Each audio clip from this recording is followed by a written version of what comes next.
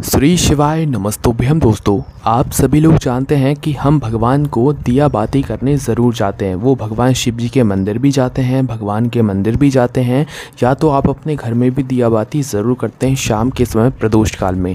पर क्या दोस्तों आप लोग जानते हैं कि हमें किन भगवान जी के सामने कौन सी बाती का दीपक लगाना चाहिए और कौन से तेल से दीपक लगाना चाहिए? शायद आपने इन सभी बातों पर आज तक ध्यान नहीं दिया होगा। तो आज की इस वीडियो को आप संपूर्ण देख लीजिए, क्योंकि इस वीडियो में हम आपको बताने वाले हैं कि जब आप भगवान शिव जी के मंदिर में कोई दीपक लगाते हैं तो आपको कौन सी बाती का दीपक लगाना चाहिए, कौन से दीपक में दीपक लगाना चाहिए और कौन से तेल से वह दीपक लगाना चाहिए, है ना। तो सबसे पहले हम लोग बात करते हैं कि सबसे अच्छा जो दीपक लगाना माना जाता है वो कौन सा माना जाता है, किस स्थान पर कौन सा दीपक लगाना चाहिए। देखिए, जो आपके घर में भगवान जी विराजित होते हैं, आपके लड्डू गोपाल, आपके शिव जी जो आपके घर में विराजित होते हैं, उनके लिए तो आपका एक अलग से दीपक होता ही है। और दोस्तों, हम आपको बता दें कि आपको अपने घर का दीपक बदलना नहीं चाहिए। जैसे कि आप मंदिर जाते हैं तो वहाँ तो बहुत सारे दीपक रखे हुए होते हैं और आप रोज़ भी वहाँ पर बना कर लेकर जा सकते हैं। पर जो आपके घर के मंदिर का जो दीपक होता है उसे आप हमेशा कोशिश करना कि एक बार जो वो दीपक हो गया तो भाई उसे आप हमेशा के लिए जो है उस स्थान पर ही रखें और उसी दीपक के अंदर आप अपने घर की दिया बाती करें। उसको करने का कारण क्या है? क्योंकि दोस्तों, उसी एक दीपक के अंदर जो आपके घर में भगवान जी के लिए आप जलाते हैं, उसकी दीपक के अंदर आपके घर की सुख समृद्धि, आपके घर की सभी चीज़ें उपस्थित होती हैं। मतलब उसी दीपक के अंदर आपके घर की सुख शांति भी होती है ना। तो इसीलिए आप लोगों को अपने घर का वह दीपक बदलना नहीं चाहिए, बार बार नहीं बदलना चाहिए, लंबे समय तक एक ही दीपक जलाना चाहिए। ठीक है,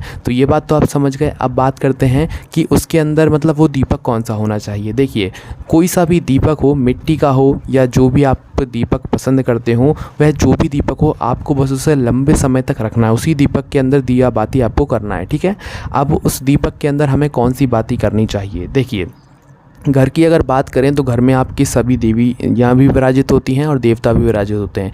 देवियाँ जो होती हैं उनके लिए अलग बाती लगाई जाती है, जो देवता होते हैं उनके लिए अलग बाती लगाई जाती है।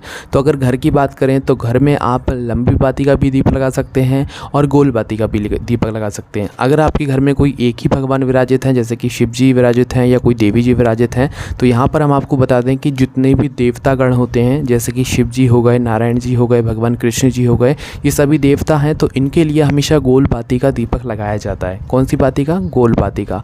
और अगर बात करें सभी देवियों की, जैसे कि दुर्गा जी हो गई, है ना, और पार्वती जी हो गई, ये सभी जो जितनी भी देवियां होती हैं ना, इनके लिए लगाया जाता है लंबी बाती का दीपक।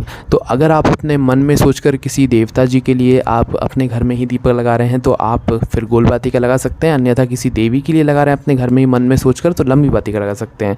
तो घर में उतना कुछ ध्यान देने की बात नहीं है। आप घर में चाहे तो गोल बाती का भी दीप लगा सकते हैं और लंबी बाती का भी दीपक लगा सकते हैं, कोई दिक्कत नहीं है। अब यहाँ पर एक बहुत बड़ी चीज़ आती है कि जब अमावस्या आती है या कुछ लोग जो है प्रतिदिन किसी दिन जो है अपने घर में, रसोई घर में परिंदे के पास में दीपक लगाते हैं। अब वहाँ पर वो सोचते हैं कि भाई परिंदे के पास तो पितरों का स्थान होता है तो वहाँ पर भी गोल बाती लगाई जाएगी, पर ऐसा नहीं होता है। जो अमावस्या के दिन शाम के समय दीपक लगाया जाता है या जो आपके घर में रसोई घर में परिंदे के पास दीपक लगाया जाता है, वह दीपक हमेशा लंबी बाती का होता है ना। क्योंकि अगर आप वहाँ पर गोल बाती का दीपक लगाओगे ना तो इससे आपके घर में पैसा नहीं रुकेगा, आपके घर में सुख शांति नहीं आएगी। इसीलिए वहाँ पर आपको लंबी बाती का दीपक लगाना चाहिए, है ना। उसके बाद में दोस्तों अब बात करते हैं हम लोग मंदिर की, है ना। ये आपकी घर की बात हो गई। अब बात करते हैं मंदिर की। तो मंदिर में जो सबसे अच्छे दीपक माने जाते हैं वो आटे के दीपक होते हैं, क्योंकि रोज़ आप दीपक बाती करने के लिए जाते हैं। तो यहाँ पर गलती ये होती है आपसे कि आप अपनी एक डबिया में क्या करते हो, अपनी बाती लेकर जाते हो और वहाँ पर जाकर दीपक लगाते हो। अब यहाँ पर नियम ये कहता है कि आपके वह जो दीपक आप मंदिर में रखे हुए हैं, वह मंदिर में रखे हुए दीपक का आपको पता होना चाहिए कि वह दीपक मतलब घी का है या तेल का है। मतलब पहले जिस व्यक्ति ने भी उसमें दीपक बाती किया हो तो उसने घी का लगाया था या तेल का लगाया था, जो कि पता करना बिल्कुल भी संभव नहीं है। ठीक है, तो नियम ये कहता है कि जिस दीपक के अंदर एक बार घी की बाती लगी है तो उसके अंदर घी की ही बाती लगनी चाहिए, और जिसके अंदर तेल की बाती लगी है तो उसके अंदर तेल की ही बाती लगनी चाहिए। तो इसका हम पता नहीं कर सकते। और मंदिर में तो बहुत सारे दीपक रखे होते हैं और आप लोग वहीं पर जाकर लगा कर आते हो, तो ये बात भी कहीं ना कहीं जमती नहीं है। इसके लिए आपका सबसे अच्छा जो मतलब उदाहरण आप लोग समझ सकते हो वो ये रहता है कि आप अपने घर से ही आटे के दीपक तैयार करके लेकर जाओ और आटे के बढ़िया जितने आपको दीपक लगाने उतने तैयार करके उनके अंदर बाती रखकर फिर भगवान शिव जी के मंदिर लेकर जाओ। ठीक है, अब यहाँ पर तेल की हम लोग आखिरी में बात करेंगे, कौन सा तेल आपको इस्तेमाल करना चाहिए। ठीक है, तो मंदिर में जाकर आप इन दीपकों को लगा सकते हो, है ना।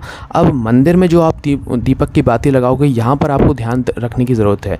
अगर आप शिव जी के मंदिर में मतलब दीपक लगा रहे हो तो निश्चित ही वहाँ पर गोल बाती का आपको उपयोग करना होगा, है ना। उसके बाद में अगर आप लोग मतलब कृष्ण जी के मंदिर में दीपक लगा रहे हो तो वहाँ पर भी आपको गोल बाती का उपयोग करना होगा, है ना। उसके बाद में कोई भी दुर्गा जी के मंदिर आप लोग गए, है ना, कोई भी देवी जी के मंदिर आप लोग गए तो आपको वहाँ पर लगानी होगी लंबी बाती, है ना। और जैसे कि आप पीपल के वृक्ष के नीचे दीपक लगाते हो तो वहाँ पर आप लोग यहाँ पर गोल बाती लगाओगे, है ना। बेलपत्री के वृक्ष के नीचे गए हो तो वहाँ पर भी आप लोग गोल बाती लगाओगे, है ना। अब दोस्तों लंबी और गोल बाती का प्रमाण ये भी कहता है कि जिस दिन अगर जैसे कि पीपल का वृक्ष है उस दिन शनिवार के दिन उस पीपल के वृक्ष के नीचे नारायण जी और लक्ष्मी जी दोनों का वास रहता है, ठीक है। तो जिस वृक्ष के नीचे देवी जी का भी वास रहता है जिस दिन होता है, या आप देवी जी के लिए विशेषकर वह दीपक लगा रही हैं तो उस स्थान पर आप लंबी बाती का भी दीपक लगा सकते हैं। ध्यान ये रखना है कि आप अपने मन से किसके लिए आपके मन में श्रद्धा है, किसके लिए आप ये दीप जला रहे हैं, वो सोचते हुए आपको उस बाती को लगाना चाहिए। जैसे कि आप किसी भी देवगण के लिए यह दीपक लगा रहे हैं तो गोल बाती का लगाएं, किसी भी देवी जी के लिए आप यह दीपक लगा रहे हैं तो लंबी बाती का लगाएं, है ना, कोई दिक्कत नहीं है। और दीपक आपके घर का बना हुआ होना चाहिए, आटे का। वहाँ के दीपक में लगाओगे तो वो फिर सही बात नहीं मानी जाती, क्योंकि उसके बारे में आपको पता ही नहीं होता है कि वो आटे का दीपक है कि मतलब वो घी का दीपक है या फिर तेल का दीपक है ना। अब सीधी बात करते हैं हम लोग कि आपको कौन से तेल का दीपक मतलब जलाना चाहिए। देखिए सबसे अच्छा जो दीपक माना जाता है वो शुद्ध देसी गाय के घी का दीपक माना जाता है। भले ही आप 10 दीपक मत लगाओ, पर एक भी दीपक लगा रहे हो ना तो वो शुद्ध तरीके से लगाओ। भगवान के प्रयोग में जो भी चीज़ उपयोग होती है ना वो शुद्ध ही होती है। तो सबसे पहला तो यही नियम कहता है कि शुद्ध देसी गाय का घी आपको मतलब अपने पूजन कार्यों में उपयोग करना चाहिए।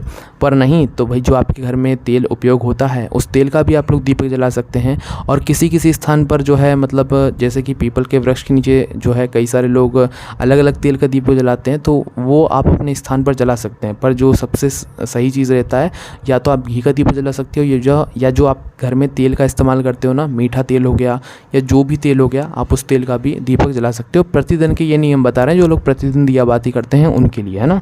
तो हम आशा करते हैं कि आपके उनमें जो गोल बाती और लंबी बाती का एक प्रश्न अभी तक नहीं समझ आ रहा होगा वो आपको समझ आ गया होगा कि गोल बाती का जो प्रमाण है वो देवगण के लिए रहता है, देवताओं के लिए रहता है, और जो लंबी बाती का प्रमाण रहता है वो देवियों के लिए रहता है। तो आपको ये गलती अब से नहीं करनी है ना, हमने आपको सारी बात समझा दी है। अगर दोस्तों अभी भी आपके उनमें कोई भी प्रश्न है तो उसे आप हमसे कमेंट करके पूछ सकते हैं। ओम नमः शिवाय, जय बोले आबा श्री शिवाय, नमस्तुभ्यम।